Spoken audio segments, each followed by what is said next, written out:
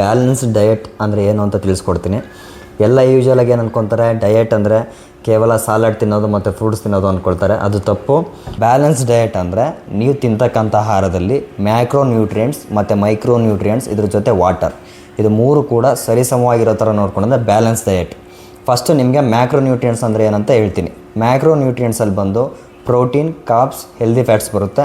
Protein ಬಂದು ನಿಮ್ಮ muscle ರಿಪೇರಿಗೆ ಮತ್ತು ಇಮ್ಯುನಿಟಿಗೆ ತುಂಬ ಇಂಪಾರ್ಟೆಂಟ್. ಇದಕ್ಕೆ ಎಕ್ಸಾಂಪಲ್ಸ್ ಅಂದರೆ chicken, egg, fish, tofu, paneer, milk.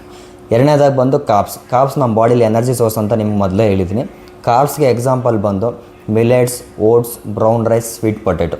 ಮೂರನೇದಾಗಿ ಬಂದು ಹೆಲ್ದಿ ಫ್ಯಾಟ್ಸು ನಮ್ಮ ಬ್ರೈನ್ ಫಂಕ್ಷನ್ಗೆ ಮತ್ತು ಹಾರ್ಮೋನಲ್ನ ಬ್ಯಾಲೆನ್ಸ್ ಆಗಿಡೋದಕ್ಕೆ ತುಂಬ ಇಂಪಾರ್ಟೆಂಟು. ಇದಕ್ಕೆ ಎಕ್ಸಾಂಪಲ್ಸ್ ಅಂದರೆ olive oil, ghee, seeds, nuts.